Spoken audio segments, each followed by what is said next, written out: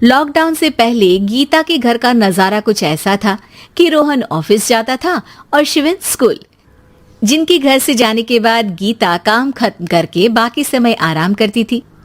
लेकिन लॉकडाउन के बाद ऑफिस और स्कूल घर में ही खुल गए और इससे गीता का हाल वो तो आपको देखने में ही मजा आएगा।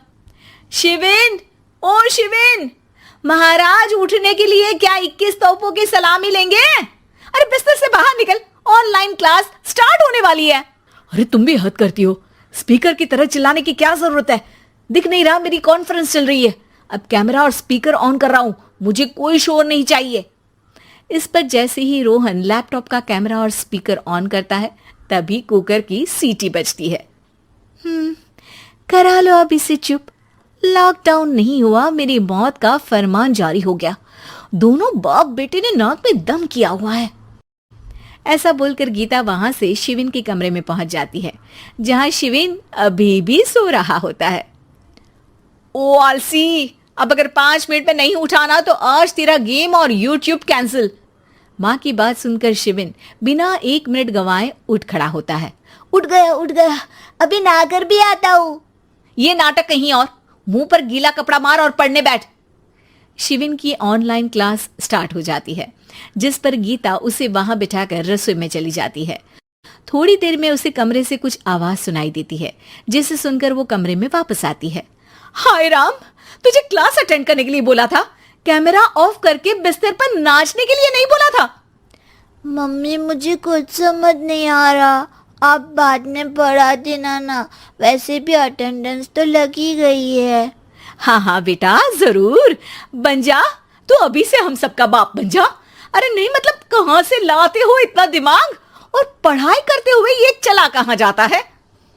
नाइस क्वेश्चन, दिमाग से पूछकर बता दूंगा। शिविन की बातों से परेशान होकर गीता उसे मारने के लिए जैसे ही आगे बढ़ती है तभी वो कमरे से बाहर भाग जाता है। अब शिविन आगे और गीता हाथ में चप्पल पकड़े उसके पीछे पीछे पूरे घर में दोनों घूम रहे होते हैं। इसी बीच वो रोहन के पास पहुंच जाता है और शिविन को मारने वाली चप्पल रोहन के लैपटॉप पर जाकर गिरती है। ओए माँ! मम्मी, अब पापा को चप्पल मार रही हो? वो आज तक के रिपोर्टर, चुपचाप जाकर क्लास अटेंड कर ले, नहीं तो अगली तेरे पीछे लगेगी। इस पर शिविन वहां से चला जाता है, जिसके बाद रोहन गीता से कहता है, इस सर्कस के लिए कुछ बोलना चाहोगी? अरे क्या करूं, जब से तुम दोनों घर में रहने लगे हो, घर अपने आप ही सर्कस बन गया है और मैं तुम्हारी नौकर। कभी बेटी को संभालो तो कभी बाप के नखरे उठाओ। इन्हीं सब उथल पुथल में दिन बीतते रहते हैं, जिसमें हर रोज घर के अंदर कुछ नया सियप्पा खड़ा मिलता है, जो ज्यादातर शिविन और रोहन के ऑनलाइन स्कूल और ऑफिस से रिलेटेड ही होता है। एक सुबह, शिविन चल उठ, आज की क्लास जल्दी है। कैमरा ऑफ करके आप अटेंड कर लो। अरे ऐसे छित्तर पड़ेंगे, दादी नानी सब एक साथ याद आ जाएंगी। गीता की लाख मशक्कतों के बाद क्लास तो खत्म हो जाती है, लेकिन उसके बाद शिविन फोन इस्तेमाल करते हुए इंस्टाग्राम रील बनाने लगता है। रसोड़े में कौन था? तुम थी, मैं थी, कौन था? हाँ, मैं गरीब हूँ। अरे ओ गरीब के बेटे, आजा, मैं बनाती हूँ तुझे गरीब। मैं बताती हूँ रसोड़े में कौन था। पढ़ाई करने बोलो तो इनकी माँ मर जाती है, और ये पागलपंतियां जितनी मर्जी करा लो। गीता शिविन को डांट रही होती है, तभी रोहन बीच में बोल पड़ता है। अरे बच्चा ही तो है, इतना गुस्सा क्यों कर रही हो? बेटे का साथ देने की इसी एक कोशिश में अब शिविन के साथ साथ रोहन भी गीता के गुस्से की सूली पर चढ़ जाता है। अगर बेटे पर इतना ही प्यार आ रहा है तो इसे क्लास अटेंड क्यों नहीं कराते, इसका होमवर्क क्यों नहीं कराते? उस समय तो बहुत जल्दी मीटिंग आ जाती है, वो काम मैं करूं और यहाँ इस बेफिजुली की चीज में तरफदारी करके बन जाओ महान। हे भगवान, कोई तो इनके ऑफिस और स्कूल खुलवाओ, मैं इन्हें और घर में नहीं सह सकती। अरे कुछ और मांग लेती, क्योंकि तुम्हारी ये विश इस साल तो पूरी होने से रही, कोरोना। हाय नास पिटे ने जिंदगी ही बर्बाद कर दी। खाए कोई पचाए कोई, कल मुझे चुन चुन कर सबको मेरी बद्दुआ लगेगी। उन्होंने दुनिया का और इन बाप बेटे दोनों ने मेरा जीना मुश्किल कर दिया।